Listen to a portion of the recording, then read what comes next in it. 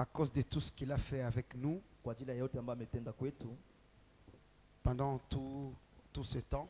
kwa muda wote huu. Mon cœur est rempli de joie ce dimanche. Moyo wangu umejaa tutana na furaha siku ya Mungu ya leo, parce qu'après un long moment que je me suis tenu devant vous, kwa sababu kwa wakati mrefu ambao nilisimama mbele zenu, le Seigneur nous a enfin accordé sa grâce. Bwana alitujalia neema yake, que ce dimanche ili kwamba siku ya Mungu ya leo soit un dimanche où nous allons apporter notre dernière partie de ce message. Iwe siku ya Mungu ambayo ya mwisho ambayo taleta sehemu ya mwisho ya ujumbe wetu. Et après nous allons prendre notre repos. Na baadaye tutakuwa tunapumzika. Et nous aurons à écouter nos frères, na tutakuwa tuna muda ya kusikiliza wengine ndugu zetu, les hommes de Dieu qui vont nous bénir. Watumishi wa Mungu ambao watatubariki.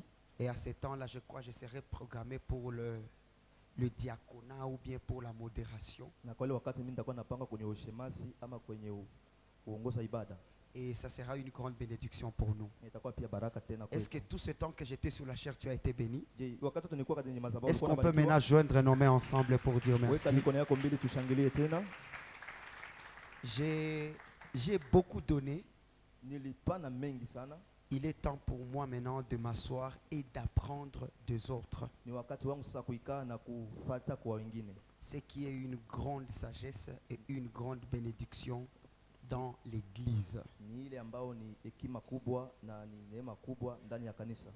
Nous allons commencer notre message de ce dimanche, où je suis en train de clôturer par rapport à ce qui concerne les offrandes. Ceux qui étaient là avec nous le mardi, ils ont été vraiment bénis. Et aujourd'hui, je vais donner le dernier détail. Comme vous le savez, dans chaque jour où je clôture un programme, je suis court de messages. Alors aujourd'hui, on sera très court comme de nos habitudes pour finir le culte aux heures où on s'est fixé.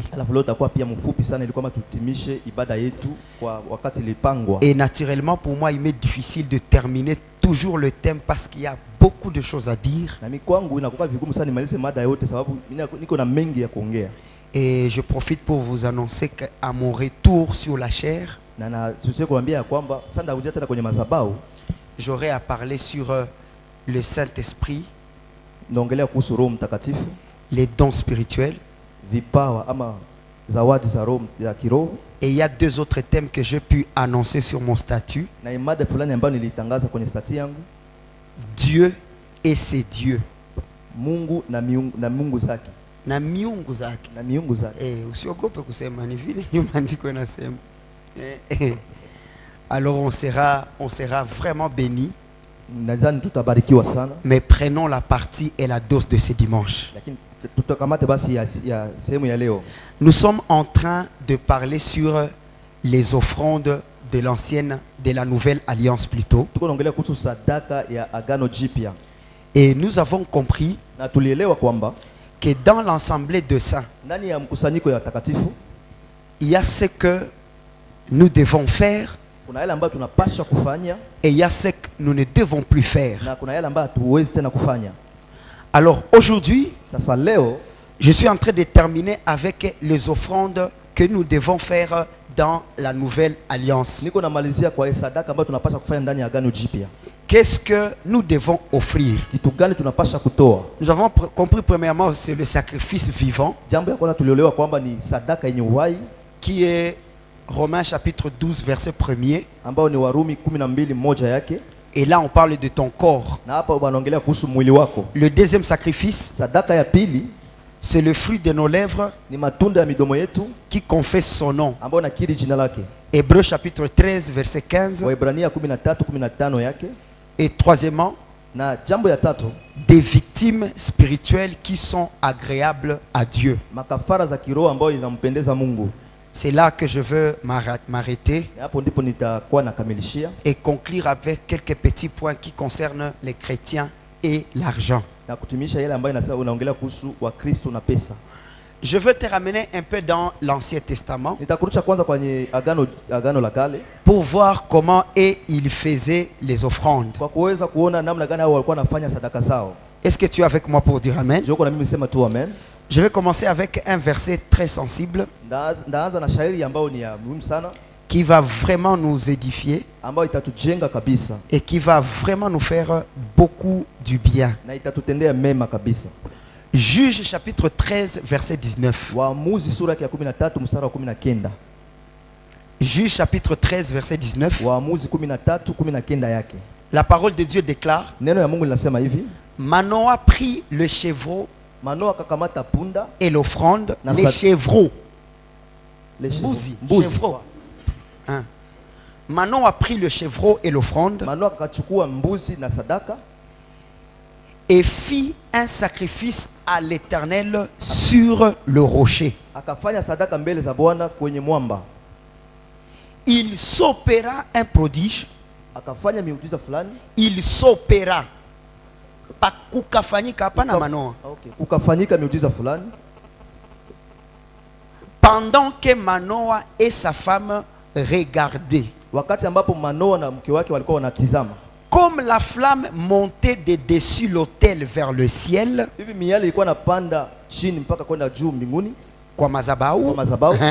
l'ange de l'Éternel monta dans la flamme de l'autel. À cette vue, Manoah et sa femme tombèrent la face contre terre. C'est si que nous venons. Il tomba face contre terre seulement, pas devant le. Il faut seulement dire ce que j'ai dit. Il ne faut pas ajouter. Parce que si vous ajoutez, ça devient autre chose. Amen. Par ce verset, je voulais seulement te faire un rappel à la manière dont, dans l'ancienne alliance, on offrait à Dieu.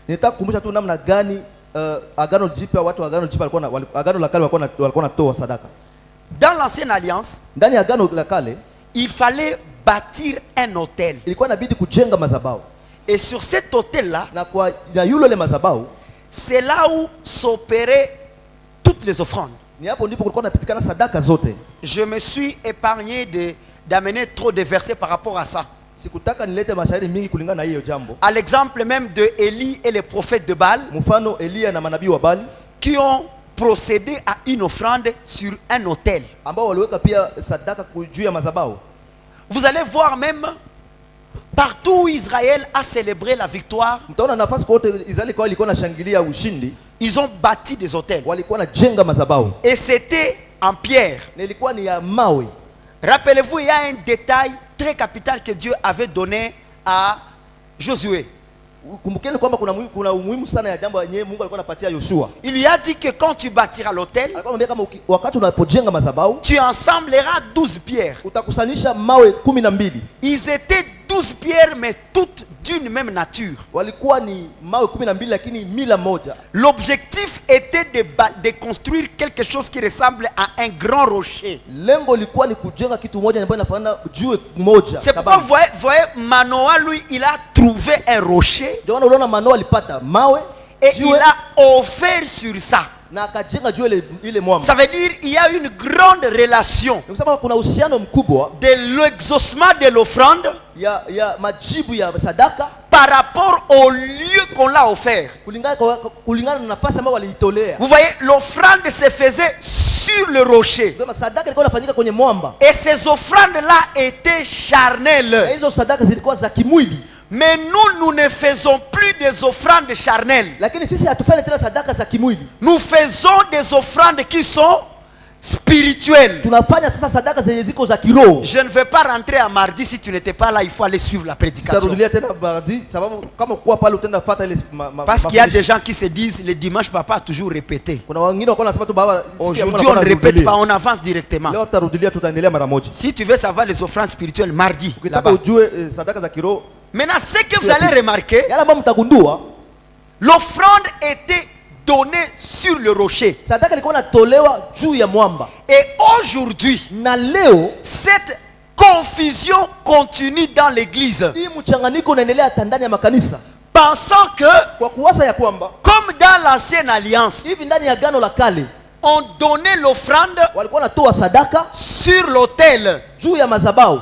Nous aussi, Sisi pia nous devons faire de même. tunapaswa fanya vile vile. Je me rappelle un jour, Nakumbuka siku moja, c'était dans les années 2013 comme ça. ilikuwa miaka 2013 hivi. J'étais parti prier à Lujo. Nikaenda kaomba kumulima ya Lujo. Et j'ai dit, Seigneur, Na nikamwambia Bwana, je viens annoncer une nouvelle saison dans ma vie.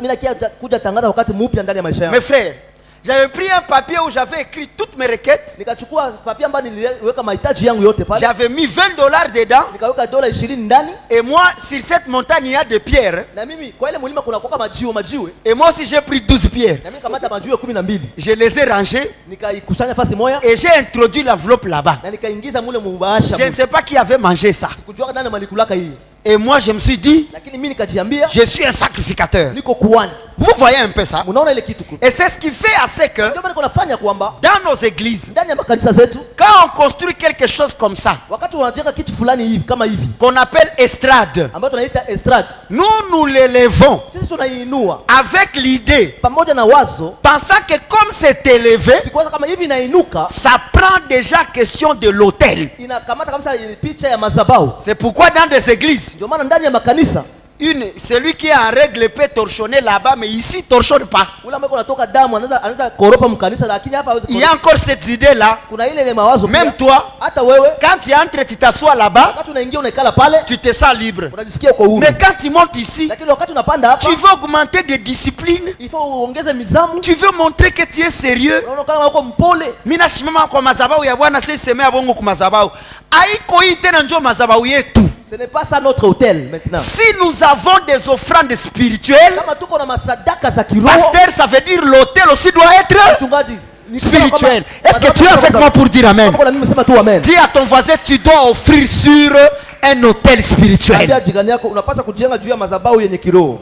Pour que l'offrande soit agréée, Ili kwamba sadaka ikubaliwe, il faut que l'autel soit inabidi pia madhabahu spirituel. ikuwe kiroho. Maintenant, quel est notre autel? Sasa sisi madhabahu yetu ni gani? Parce que ce terme est en train de battre record. Hii mseme kuna piga kabisa mwili. Tu dois bâtir l'autel. Unapaswa jenga madhabahu. Pour ta maladie, tu dois bâtir l'autel. Magonjwa yako ifo jenge madhabahu.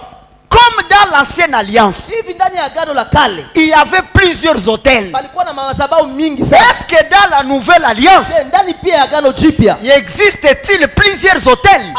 hakuna pia madhabahu mingi? Nous devons chercher à savoir Inabidi tutafute kujua l'autel sur lequel se passent les offrandes des victimes spirituelles. madhabahu ambao iko napitikana makafara za kiroho. Rappelez-vous que Manoah avait offert sur un rocher. Kumbukeni kama Manoa alitoa juu ya mwamba. Écoutez ce que dit l'écriture. Sikiza ile ambayo inasema maandiko.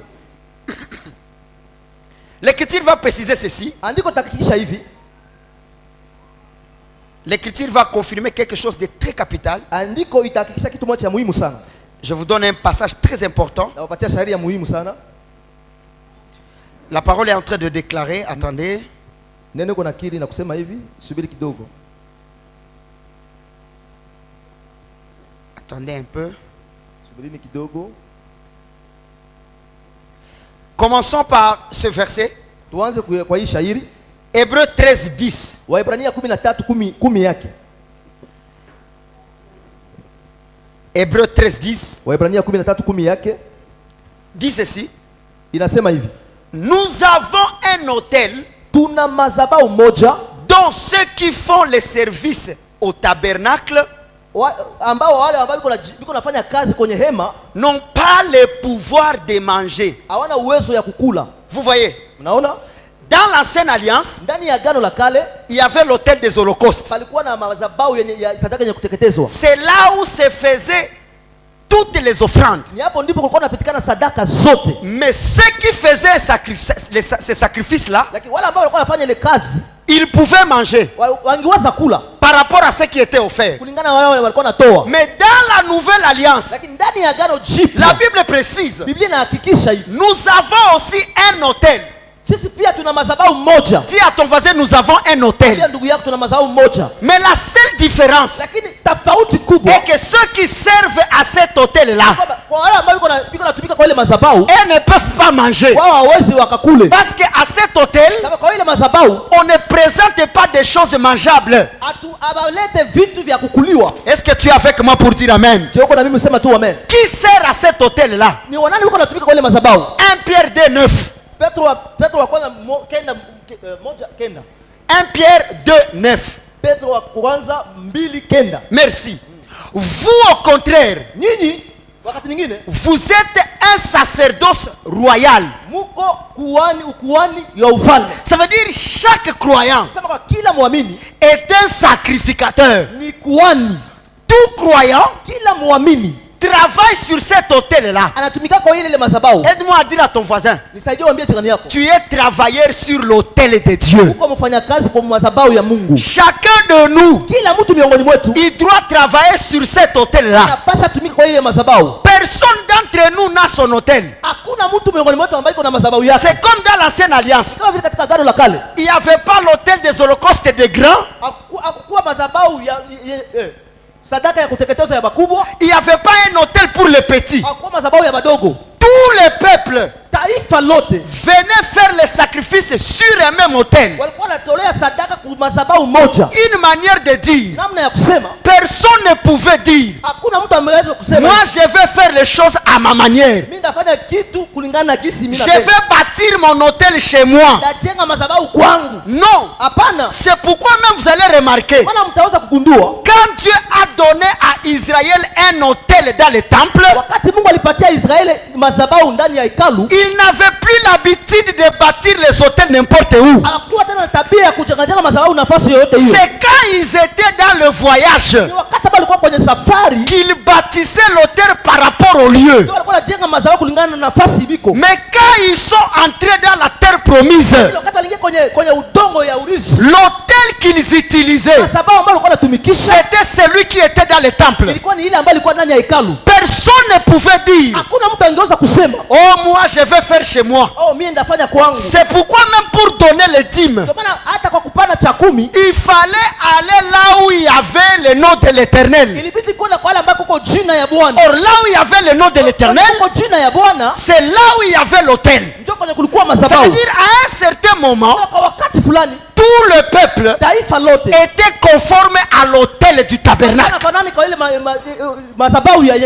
nous aussi, dans la nouvelle alliance, il y a un autel que Dieu nous a donné, sur lequel nous devons faire tous les sacrifices. Acclame le Seigneur avant que je le présente. Cet autel-là, la parole confirme. Hébreux chapitre 8 verset 2. Comme ministre, Hébreux 8 2. Comme ministre du sanctuaire et du véritable tabernacle, ok, qui a été dressé par le Seigneur et par un homme. Vous voyez? Nous tous aussi, comme des sacrificateurs, Jésus-Christ a dressé le vrai tabernacle. Vous voyez? C'est la même chose. Mais ce tabernacle-là n'a pas été dressé par l'homme. C'est Dieu lui-même, par son Fils Christ, qui a dressé ce tabernacle. Ça veut dire, si Christ a dressé le tabernacle et que le peuple d'Israël allait offrir seulement dans le tabernacle de Moïse, nous aussi nous n'allons pas aller faire en dehors du tabernacle de Christ. Nous allons faire de la même manière. Nous resterons fidèles à ce que Christ a dit. Maintenant, quel est cet hôtel-là? L'Écriture va déclarer ceci. Aïe, aïe, aïe. J'ai été béni par ça. La parole déclare ceci.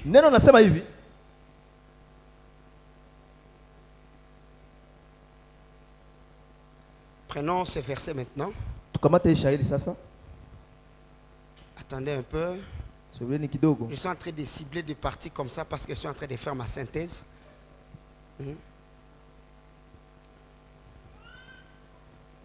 La parole déclare.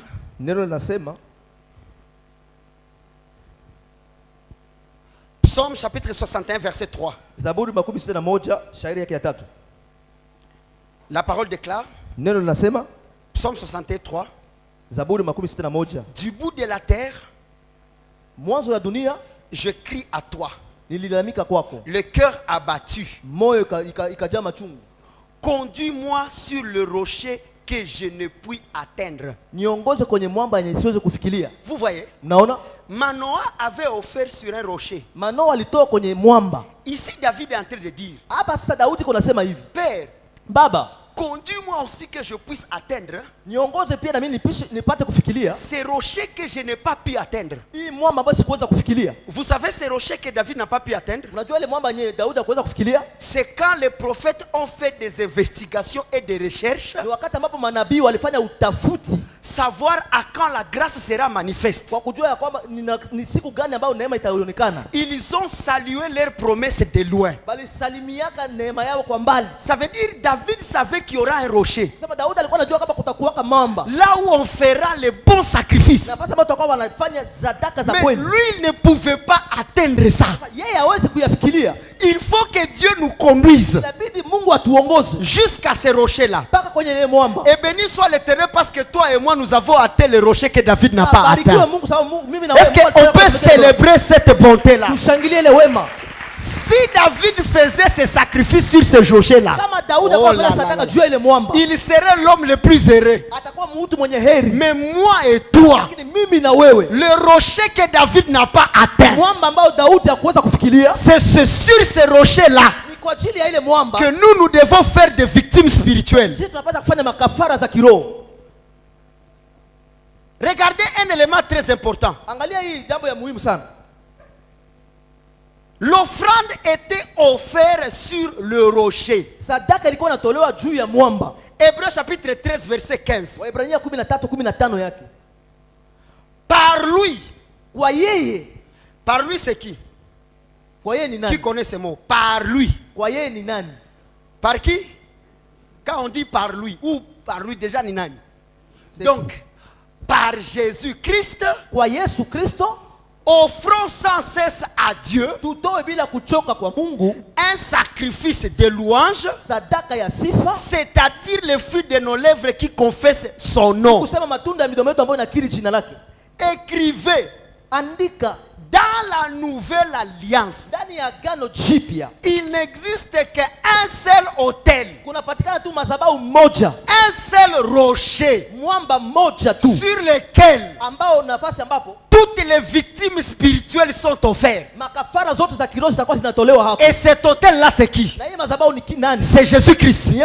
Ça veut dire quiconque te demandera de bâtir un autre autel à part l'autel sur lequel nous offrons à Dieu, cette offrande-là ne sera pas agréable. Parce que nous offrons à Dieu à travers qui? À travers Jésus. Maintenant la question revient. Est-ce que nous offrons à Dieu par Jésus-Christ des offrandes visibles? La Bible dit que ce sont des victimes spirituelles. Je reprends là où je me suis arrêté le mardi. Est-ce que l'argent est spirituel? Répondez très bien. Répondez très bien, église. Cet argent ici, est-ce que cet argent est spirituel? J'ai peur de répondre. Il m'a coûté kilo.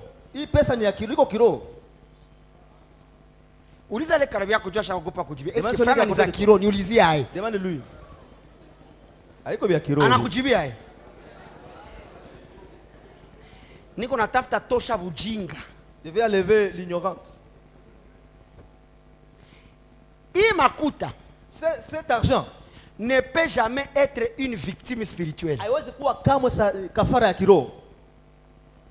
Ndio maana ba mingi, c'est pourquoi plusieurs habayatoaka.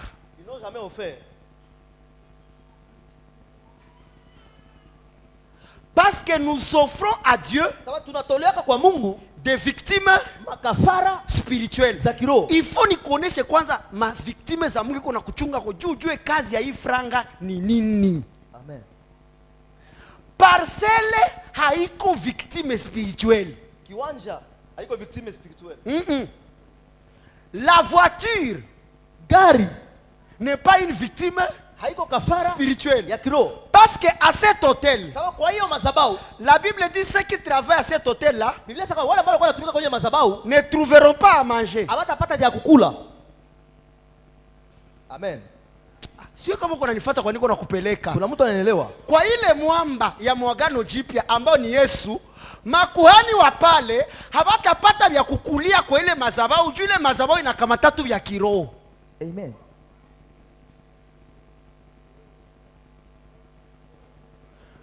Hakuna mavianda, hakuna manini, hakuna nyama, hakuna 1000 francs, hakuna 2000 francs, hakuna 3000 francs, hakuna. Parce que ce que nous offrons, c'est le fruit de nos lèvres qui confesse son nom. Wow, ça veut dire si nous louons Dieu, nous sommes en train d'offrir des victimes spirituelles. C'est pourquoi un chrétien qui ne sait pas louer Dieu, il ne donne pas les offrandes.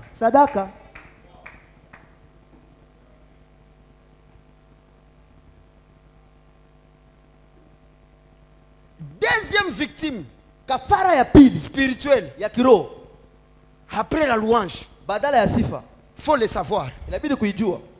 Et puis après, ici je rentre maintenant sur hii maboro hii. Ndio maana tulisema depuis mardi kuko langage ya parole tutaanza appliquer ça ya hii franga. Mais bakisha sema présente ton offrande. Pandisha manini? Bon nijibie. Présente nos offrandes. Présentons nos offrandes. Qu'est-ce que tu vas faire? Louange. Mbona shinda nijibia? Hein? Quand on dit présentons nos offrandes, tu commences à confesser le nom de l'Éternel. Parce que kwa hili jiwe binatolewaka hako, ceux qui sont offerts là-bas, mwanadamu haezi bikula. L'homme ne peut les manger. Maintenant kuko terme approprié par rapport à hii tout. Il y a un terme approprié par rapport à ces choses. Balikuwa mardi bananza jipata. Il y a un terme approprié par rapport à ces choses. Ça veut dire quand nous voulons louer le Seigneur, vous dites nous voulons présenter nos offrandes à Dieu. C'est le fruit de nos lèvres. Tu peux l'adorer. Tu peux le célébrer. C'est le sacrifice que Dieu mange. Yes.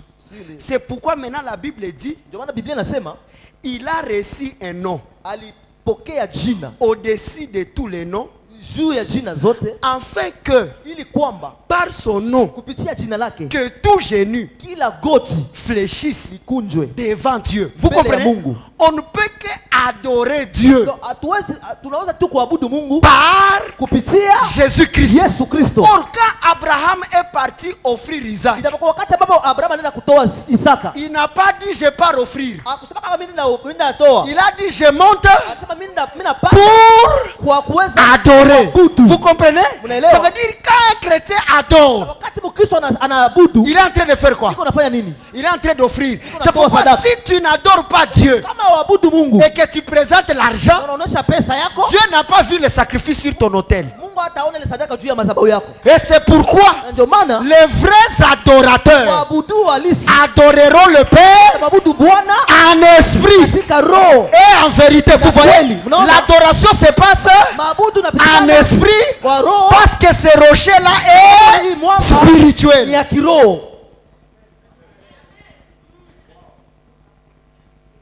Inafika? Ça arrive ça. Ndio maana wakati ya maabudu, c'est pourquoi dans les temps d'adoration, il faut reconnaître que inabidi kutambua ya kwamba je dois adorer. Napasha niabudu. Ce sont ces adorateurs là ni hao waabudu que le Père ndio Baba il les demande iko na watafuta na nawahitaji. Qui? Ceux qui adorent wale ambao wanaabudu en esprit, katika roho. Vous comprenez? Nous voulons adorer Dieu par nos offrandes. Pale haiko franga. Là ce n'est pas l'argent.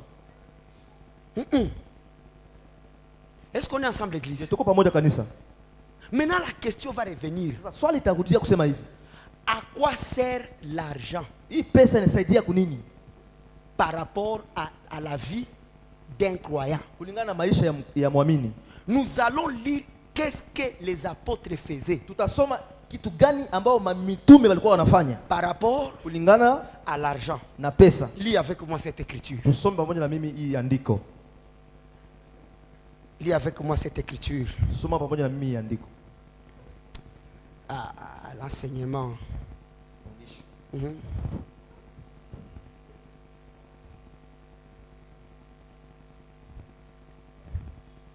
1 Corinthiens chapitre 16 verset 1er. Wakorintho wa kwanza 16 shairi yake ya kwanza. 1 Corinthiens 16. Wakorintho wa kwanza 16 moja yake. La parole déclare. Neno linasema. Tu as déjà trouvé? Ushapata tayari?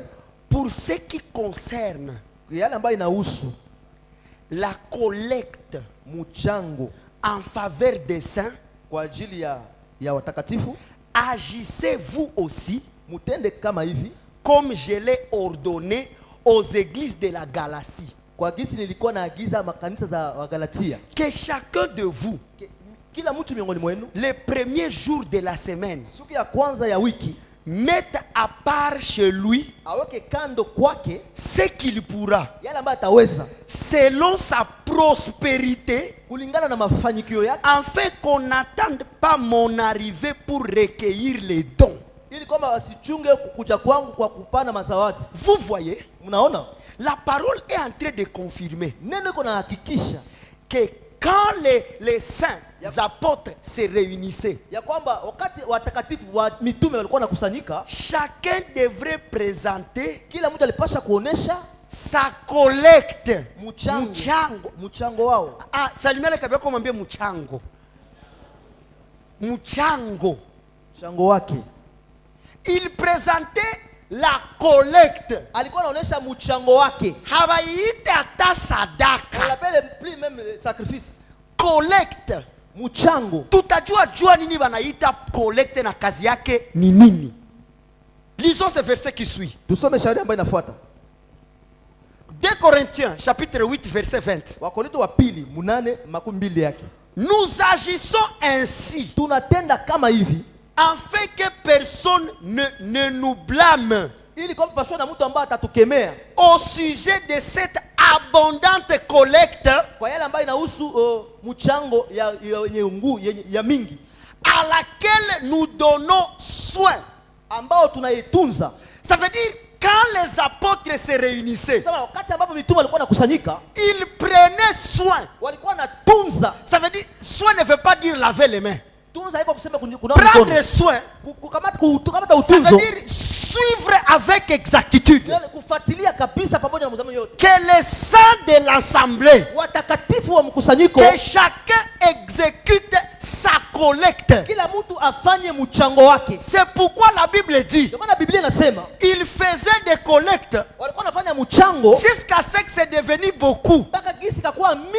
C'est là maintenant que Pierre et les autres, à cause des collectes, ils vont arrêter d'enseigner et ils vont devenir des diacres. Bakaanza kabula sasa. Vitu vinakuwa vya mingi. Leo huyu alileta 3000, huyu alileta 5000. Bakakutana banabakilia tu mahabari za lare, za michango. Ndio mwaka shimama akasema hapana. Haiko hivi ndio tuliitwa. Tulishabakilia mambo ya meza kuliko tufuatilie injili. Mena leo watu wanatumikisha injili juu kufuatilia mambo ya meza. Nani anaelewa mimi nasema? Qui comprend ce que je dis? Banatumikisha injili juu kufuatilia nini? Meza. Mambo ya meza. Or il faut kuacha mambo ya meza pembeni na wafuatilie injili. Donc hakuna relation. Il n'y a pas une relation katikati ya mambo ya meza na nini?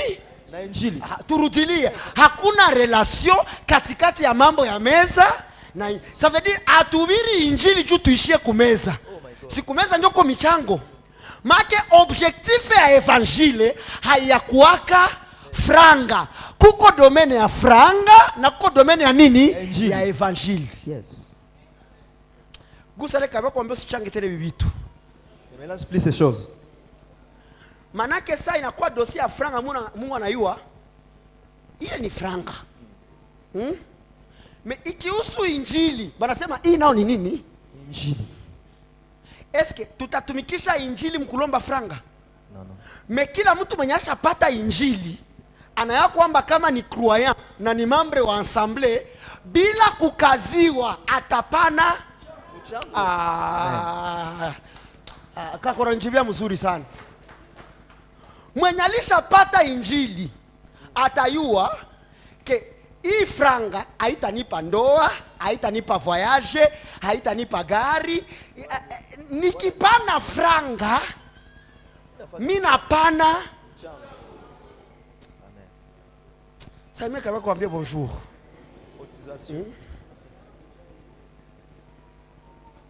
Cet aspect de collecte, ile namna ya mchango on l'a effacé waliacha et on a donné à l'argent na wakapatia pesa la facette qui trouble le cœur de Dieu, pasteur. picha ambayo inatatisha Mungu sasa. Hey, Mungu aresistake kumazabau. Ni kweli. Sa Noa ndesema Kiswahili papa. Amen. Sa Noa anajenga mazabau anatoa kwa sadaka. Mungu akalapa. En tout cas, sitaharibishaka tena dunia. Mnasikia ile andiko? Kisha waneleta tena leo. Ukijenga mazabau yako leo na ukitoa sadaka nono na kuahidi Mungu hata kuharibisha. Komo liipana mekaribika. C'est parce que mazabau ya Noa leo haiko tena sadaka yetu. Que kina exécuté ile kazi ya mazabau ya Noa njo rocher spirituel ambaye ni Jésus Christ. Njo sasa Mungu anaangaliaka Jésus Christ na sacrifice tunafanya en Christ na anasema wote waliomwamini hao sitawaharibisha tena. Amen. C'est pourquoi il n'y a plus de condamnation pour tous ceux qui sont en Christ. La même manière que Dieu n'a plus détruit la terre, c'est comme ça que tous ceux qui offrent en Christ des victimes spirituelles, ils ne seront pas détruits. Maintenant, nous restons. Mungu wa mazabau yangu. Dieu de mon hôtel. Est-ce que Yesu ni wako peke? Jésus n'est pas à toi. Il est mort pour nous tous. Salimia watu watatu mwambie fanya michango yako kwa furaha. Amen. Michango. Collecte. Prophète, ça passe? Vous savez l'avantage de cet enseignement? Ça fera à ce que la libéralité dans ton cœur soit sans forcer. Parce que ulifanya nini? Ulifundishiwa. Tu étais enseigné. Il y a un chrétien que tu ne l'as pas encore dit, ton $10 là va t'ouvrir le ciel. Mais papa,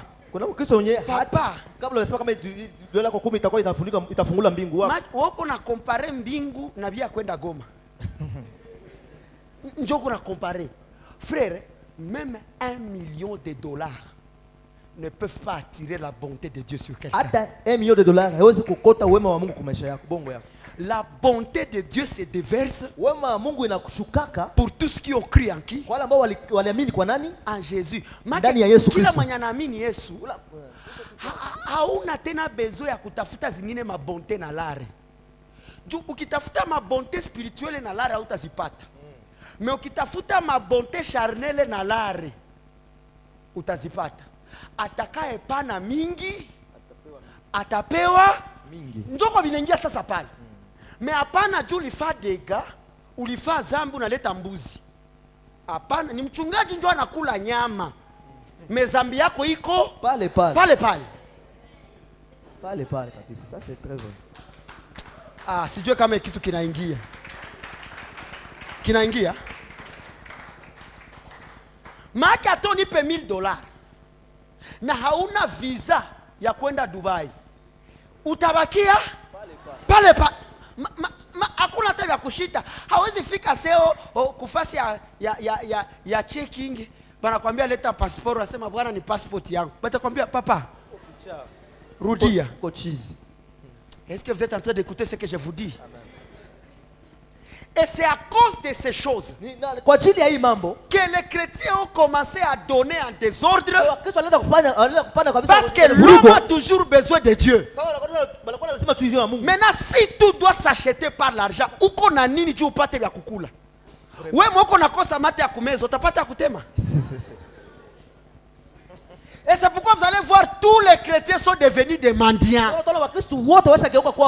Parce qu'on nous a montré que l'évangile c'est l'argent. Hapa na hapa namtangazia mtu mmoja, wewe ndio tajiri wa jamaa yako, uko na nini? Et avec des paroles comme ça, mon fils, ça crée des chrétiens sentimentaux. Quand on vous parle de la richesse, quand on vous parle de la prospérité, vous avez le courage. Non frère, la seule manière d'être béni matériellement, il y en a deux. Weka mchango yako, mets collecte et présente aussi tes aumônes. Les aumônes c'est quoi? Ce sont des biens qu'on ne donne pas à Dieu mais à des hommes comme nous. Tout sommes les andiko, tout sommes. Lisons cette écriture. Tout sommes les andiko. Lisons cette écriture. Takwa baraka sana. Ce sera une grande bénédiction. Takwa baraka sana.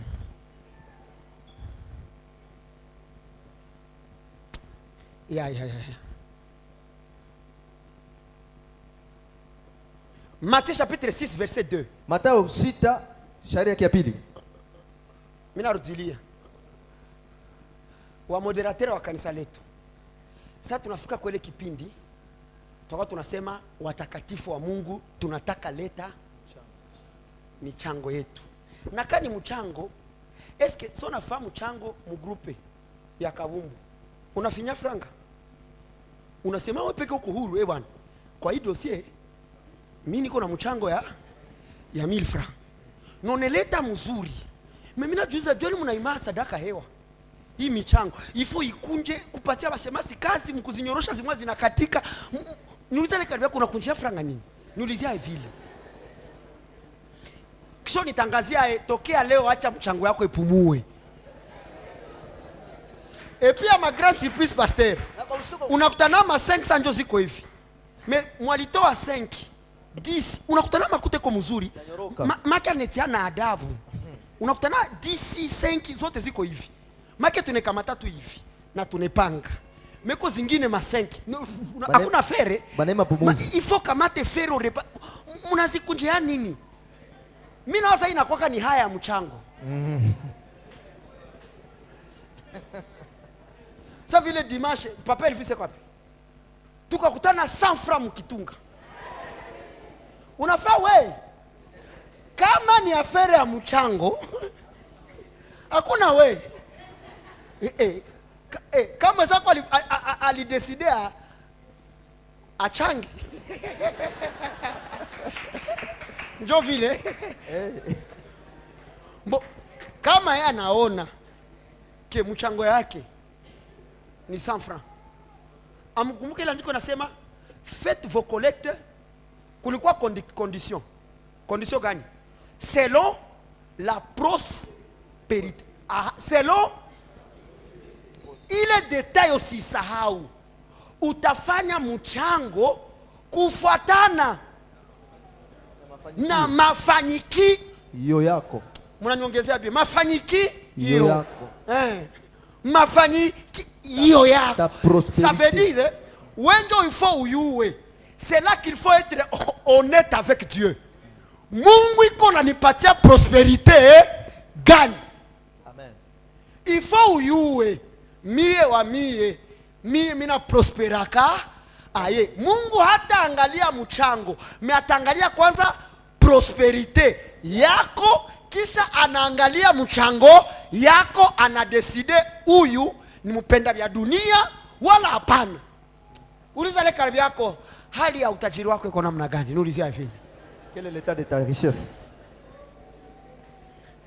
Ceci pour dire, hii ni kusema niko natia hii mafundisho paske Mungu anakia bariki watoto yake mkanisa yetu. Amen. Kesho mtaanza sikia huyu ashakuwa directeur wa, huyu ashakuwa bagra. Kama Mungu iko na bapatia mamwaye, ni juu michango zenu zifunikie wadhaifu. Me aewe uko sawa, me unafaa sambla sa vile tutachangia sawa sawa na mwingine. Vraiment. C'est là que tout devient clair. Hapo ndipo bibi yetu tunakuwa wazi. Il faut ukwe conscient. Kama nimebarikiwa na Mungu, mchango yangu itafanana na nini? Na mafanikio zangu. Mais oui, Mungu yuko nakubariki na kwa tu sina kitu. Sina. Le problème ce n'est pas nous. Shida iko sisi. Le problème c'est Dieu qui fait prospérer. Shida ni Mungu ambaye iko nafanyikisha. C'est là qu'intervient l'écriture qui dit. Ndio ile shairi inasema hivi. C'est lui qui sera fidèle. Ule ambaye atakuwa mwaminifu à des petites choses, kwa madogo sera fidèle, atakuwa pia mwaminifu kwa mambo makubwa. Ça veut dire, ni kusema si Dieu te donne des petites choses, kama Mungu anakupatia mambo madogo na nono unachanganyikiwa, tu es confus, Dieu dira, Mungu atasema celui-ci huyu il ne mérite pas des grandes choses. Mambo makubwa. C'est pourquoi Corinthiens kasema, je vais le dire en Swahili, Mungu atawazidishia ili kwamba mupate majibu kwa mahitaji yenu na kwa mahitaji ya wengine. Sasa kama ulishapata kisha unajililisha, bale wenye Mungu alipatia travers wewe batapatia wapi?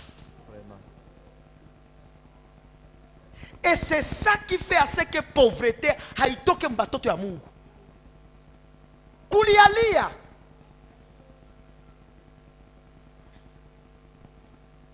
Kulialia. Écoutez ce verset. Matthieu 6:2. Matthieu 6:2 yake. Lorsque donc tu fais l'aumône, wakati unafanya sasa sadaka, kuko mchango na nini?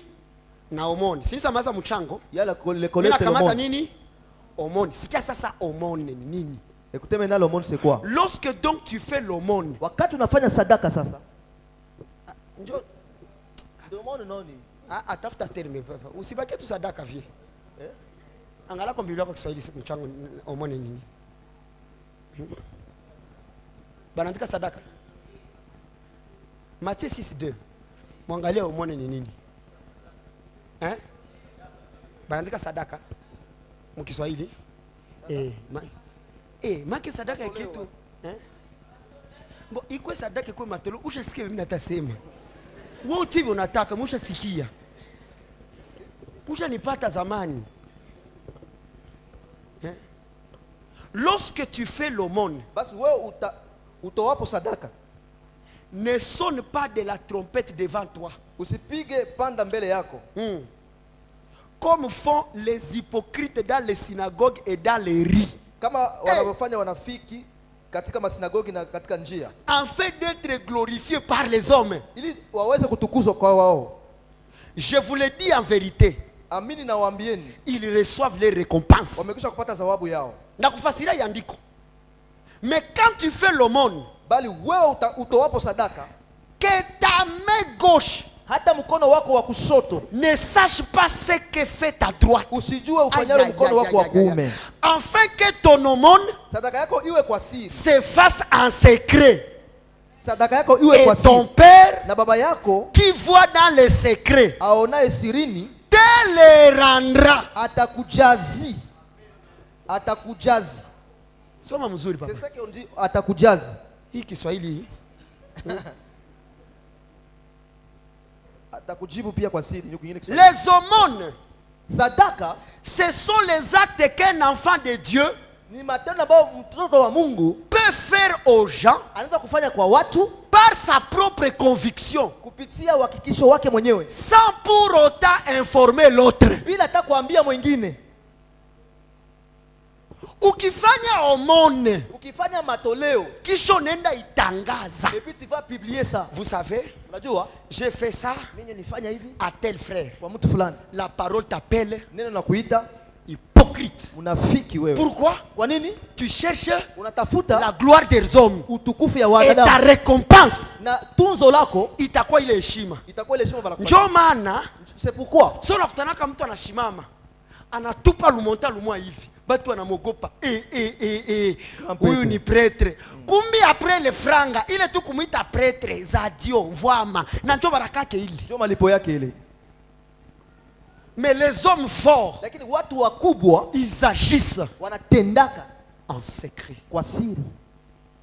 Kisha sasa hii siri baka interprete mubaya njoo bakanza finya franga. Munaelewa sasa? Njoo kwa bilitokea hapa kama mimi. Mimi niko natosha buchafu yote. Juu ikwe kwa siri maana fo. Haikunja imepumuzi. Hapana. Omona iko tu franga. Regardons ce que dit l'écriture. Tuangalie ambayo inasema andiko. Tusome andiko. Lisons cette écriture. Acte 9:36. Matendo kenda sita yake. 9:36. Kenda sita yake. 36. Kenda 36 yake. Merci. Okay. Il y avait à Joppe, palikuwa kule Yopa, parmi les disciples, miongoni mwa wanafunzi, une femme nommée Tabitha, mwanamke aitwaye kwa jina la Tabitha, ce qui signifie Dorcas. Ni kusema Dorika.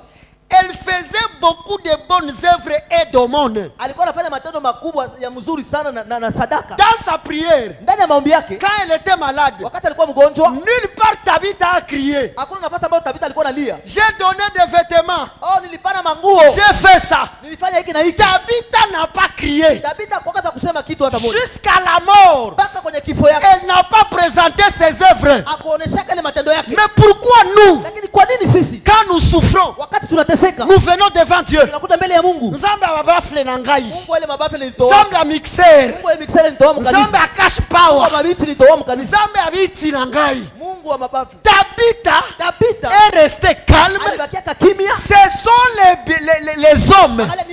Ce sont les autres qui ont maintenant dit, ambao walienda kusema, Père, Baba, pourquoi cette femme va mourir? Kwa nini mwanamke atakufa? Halinishonea nguo. Halinipa hiki. Les hommes ont présenté les aumônes. Wanadamu wakaleta wakalonesha ile masadaka. Directement dit à Pierre. Anamtaka Mungu akamwambia Petro, Shimama, lève-toi. Wende cool. Va à frère. Des fois nous serons bénis. Wakati ngine tutakuwa tunabarikiwa. Ni wakati wengine wanataya mema yetu mu maombi yabo. Amen. Ça c'est fort. Amen. Amen. Aïe aïe aïe, ça c'est très fort. Sana. Hapana sawa peko na itaya. Mais ça wengine. Papa, il y a des gens, kuna watu, je vais le dire en Swahili. Amen. Akisikia mtu fulani kuna problem, roho yake nakosa amani. Anaenda kumagoti. Mungu, wewe peko na yua. Yenjo hiki. Yenjo anafanyaka hiki. Yenjo anafaka hiki. Deja unaangalia itaji yako ikikuwa besoin ya population. Réussite.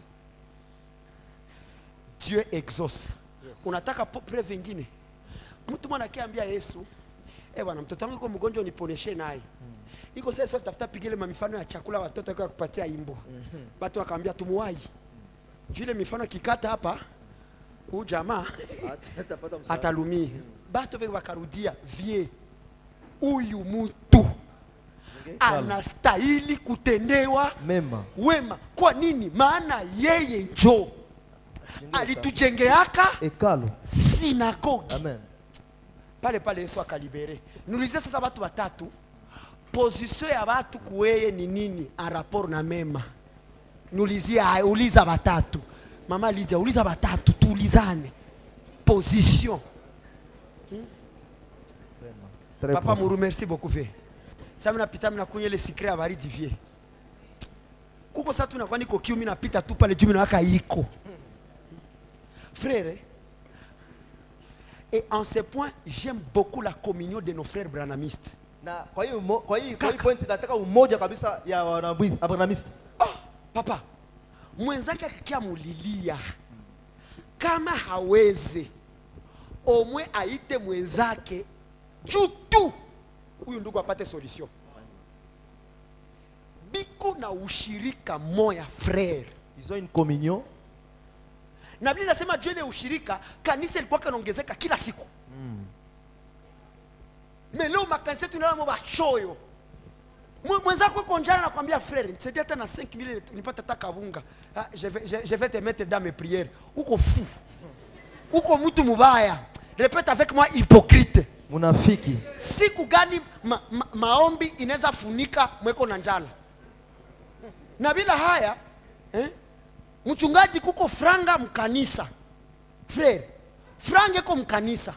Mimi nasema franga iko mkanisa. Michango zilifanyika, memshirika na gonjwa na nenda tena lipa kwa hospitali ya kanisa.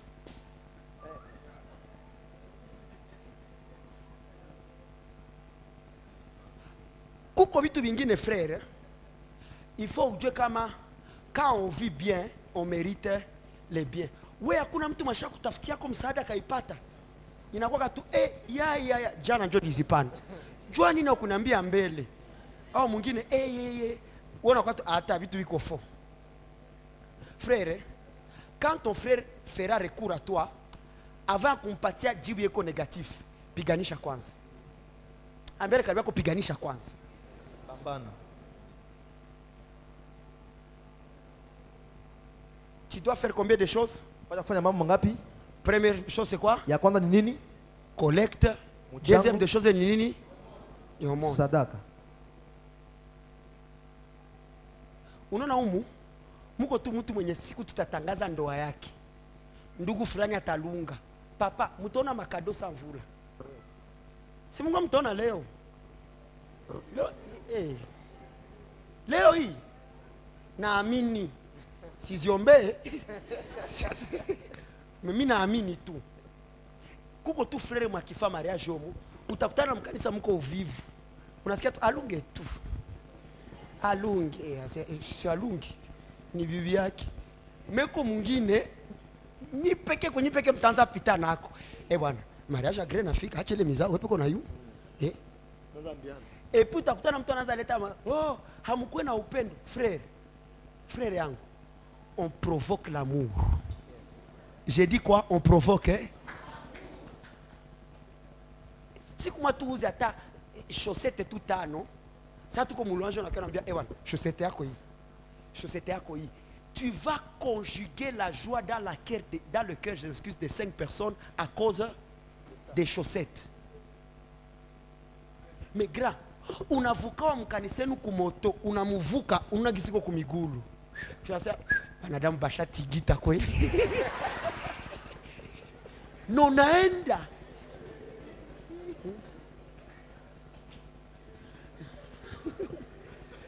Na koko na gari unetia pembeni. Vie, uko hapa? Niko nenda tu hapa. Hapa tu. Unaenda wapi? Gra hapa tu hapa. Kaka. Kama mtu anasamuka na unozisha mafuta, omone yako, mwambie wapakala mafuta. Bwana, munisaidie tupatane tangazo, mwambie tutendane wema. Eski injili iko naingia kweli? Iwe niko nawaambia njoo siri ya richesse ya vitu. Bon, mimi nataka kupatia témoignage moya, haiko jua kusema bien nilifanya, pastor, ni témoignage tu. Mais si sema jua nani? Siku mwa hivi tuko na mama kunyumba, ni kwaka na $10 mfuko. Iko kama 18h. Pale telefone nalia. Ngr. Mina décroché. Hakukuwa kata allo papa. Nikasikia tu papa. Nikakia oui. Tuko njala. Nikaangalia nimero, ni mtu mwenye haezi sema kama iko njala. Par rapport. Kugisi mina mjua mtu akisema iko njala, maana yake ni iko njala. Mama iko nanichunga. Kaambia tu mimi nashuka kwa barabara hapa. Nikashuka nikadaka ile diwash. Mtume iko Airtel mahali. Kisha nikamuuliza, "Unapata?" "Merci sana papa. Mungu akubariki." Mimi narudia kupale sasa. Tunaanza angalia hivi. Papa biko niambia sawa kabisa. Mimi nazamera tajipata ile siku. Nikaanza juzi shemesa kama mtu akunywa chai usiku inaweza kuwa Mnasikia ideology. Katu, sheri tupime kwa chai leo. Chai. Chai unakwanza msante wanafundisha ke usiku sikule vya kukaza. Tukunye tu chai. Bakaleta mableba tukapakala mikate. Mimi nayo kama resheni ilienda. Papa le lendemain. Je ne sais pas si vous allez vous rappeler de cette maman, elle s'appelle maman Esther Sengamali. Altuziaka mixeur à chaque fois expatrié Afrique du Sud. Le lendemain, il y a un message. Papa, bonjour. Bonjour papa. Nitumie tena zile coordonnées za Kishasa. Mimi naanguka kwa 300. Ya. Nikamwambia mama njoo hizi. Akatuma ngapi? $300. Aujourd'hui, ça $300, $10 par jour. Ni combien de rations par mois? Ça veut dire un mois, yenye mina kula kila siku. Et moi, je me suis dit, hii haiko juu ni fie wangu. Mais hii ni juu Mungu aliona. Aliona mema. Ambele karibia kutenda mema na upite. Kisha andiko inasema, ukitendea mwenzako mema kisha unailalamika, ulimlaani. Si ndio maana masiku ba orfele banateseka. Sasa mko mnaenda kwa orfeli na mnabagabulia kisha mnabapiga mafoto. Nyinyi mnaanza mkafanya nini? Maandiko nasema ukimbariki mtu usipige baragumu. TikTok ni baragumu. Facebook ni baragumu. WhatsApp si ni mabaragumu zile. Zina amplifier. Unapatia mtu kitu shona mufilme. Frère, olobi nini? Loba mkembo. Sema juu ya costume. Haiko mingi nimpatia un exemple. Olobi nini pona costume? Costume za kitoko makali. Petit nangana bimisi yo loin. Oza okele la petit nangana. Oza manyolo. Azaki manyolo. Oko kufawa. Et puis anakamata video anafanya nini? Anaposte.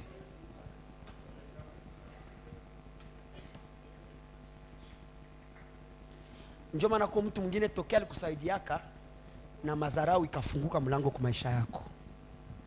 Tokea tu alianza kusaidia. Ces genres des aumônes il faut les refuser frère. Sadaka kama na hizi inabidi kuzikataa. Faut les refuser. Inabidi kuikataa. Est-ce que tu es avec moi? Je uko pamoja na mimi? Avec nos collectes, pamoja na michango zetu, nous allons maintenant exécuter les besoins qui se présentent dans l'assemblée des saints. Tutaweza sasa kutimiza haja ambazo zinazionyesha ndani ya mkusanyiko wa takatifu. C'est pourquoi vous voyez on dit quand quelqu'un a des sadaka zetu za leo zitaenda wapi? Kwenye kilio. Kukilio. C'est comme ça que ça se fait. Hivyo ndivyo inapatikana. Mais hapana sisi zile ziende pembeni kisha tutie kitunga ingine ya kilio. Juu mtengia ngapi?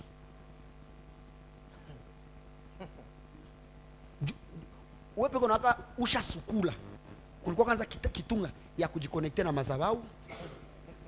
Kulikuwa kitunga ya pili ya kusele. Kuna kia kitunga ya sadaka ya shukrani. Kuna kia sadaka za kawaida. Na zilikioka za kawaida si gani kwanza? Après sadaka za kawaida njo kitunga sasa ya kilio. Ya kilio. Gra, jumu taingia ngapi?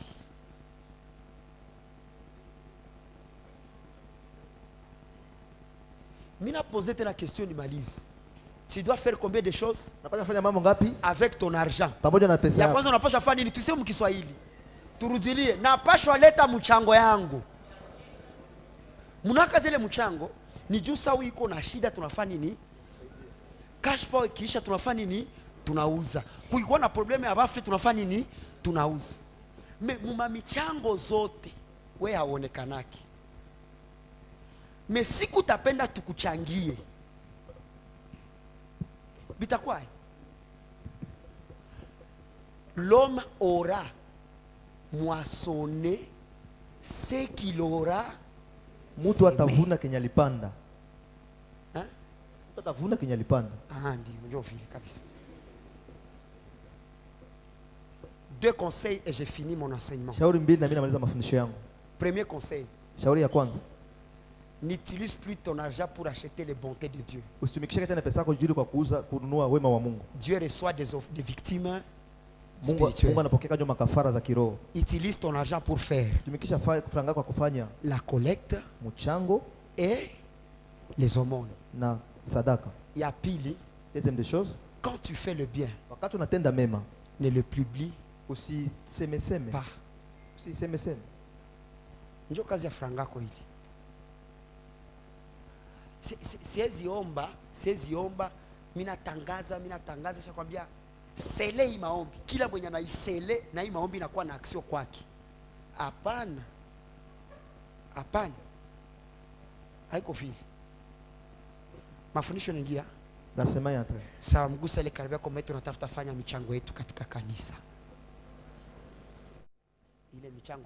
Condition ni sawa sawa na nini? Na pato zako. Ndio mkiswahili. Sawa sawa na mafanikio. Pato yako.